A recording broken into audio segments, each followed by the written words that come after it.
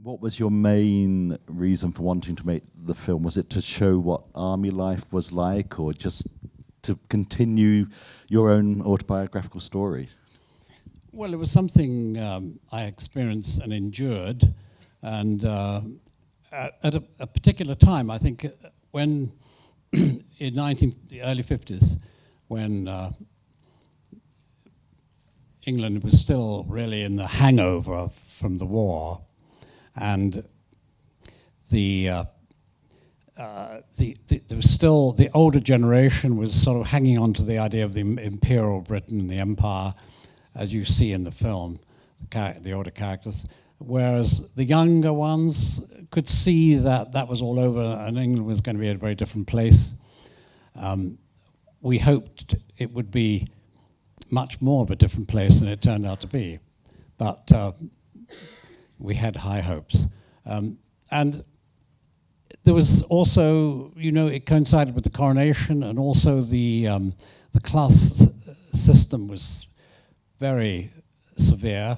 I think that regimental ball, which you saw there, where it said officers and their ladies, NCOs and their wives, other ranks and their women, it sort of sums up the whole attitude you've met in the army.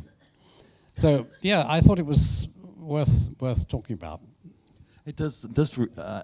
I was born around that time, so I don't remember it that closely. But it certainly does bring back many memories, and it sort of shows, in many ways, how much the world has changed. I mean, the scene watching the television with the broadcast of the coronation is extraordinary. Yes, you saw the BBC newscaster. Since it was the evening news, he was wearing a black tie and with that accent.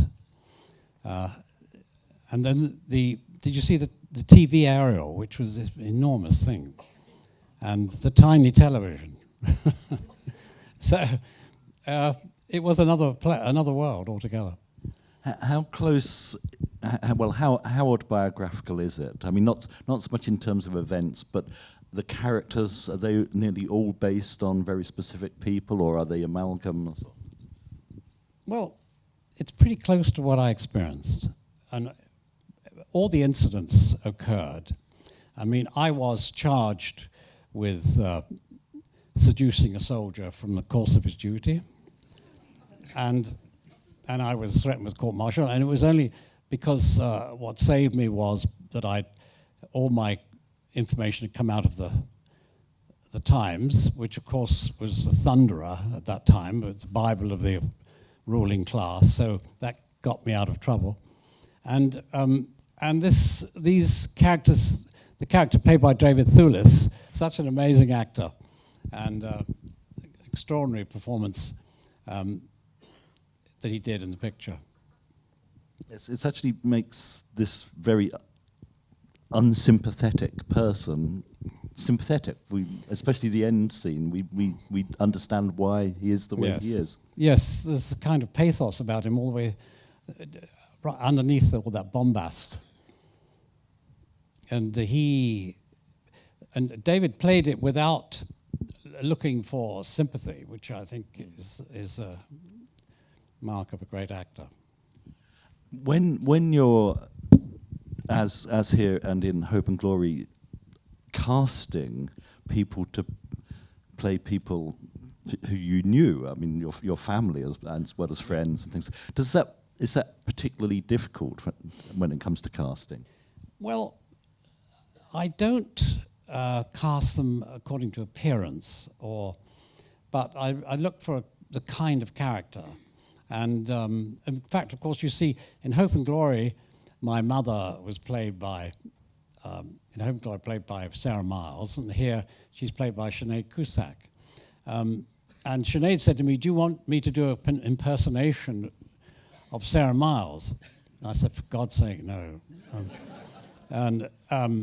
So it's rather like, a play can be revived and played with a different cast, and that didn't trouble me at all.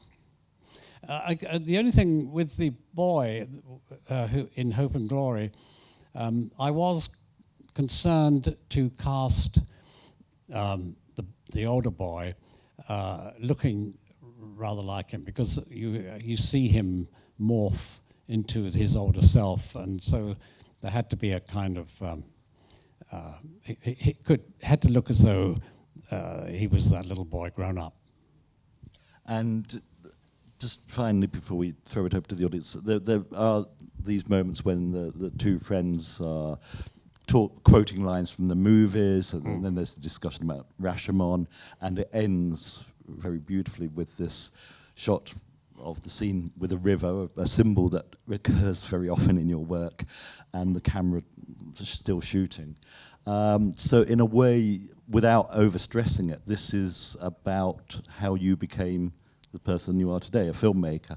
Well, it was certainly reflected my fascination and with film at that time. And of course, this place, National Film Theatre, opened in 1951, and I haunted it. And I saw all the early silent films, like Abel Gance's Napoleon and Birth of a Nation and so forth. And that was very much my film education. And of course, yes, and in Hope and Glory, towards the end of Hope and Glory, and the boys going back to school, they pass a film unit shooting on the Thames. And in this, you see it shooting at the beginning. And that was also in my childhood. At Shepperton, we always watched, there was always a camera unit, shooting something or other. And then the scene at the very end with the camera, where the camera stops, was there to signal that that was my last film. So that there won't be a third autobiographical film. Well, so at least that was what I thought when I made that shot. But it's like childbirth. The pain of making films, you forget it, and it makes you the possibility of another one. I'm sure there's a lot of people who would like to see a third one anyway.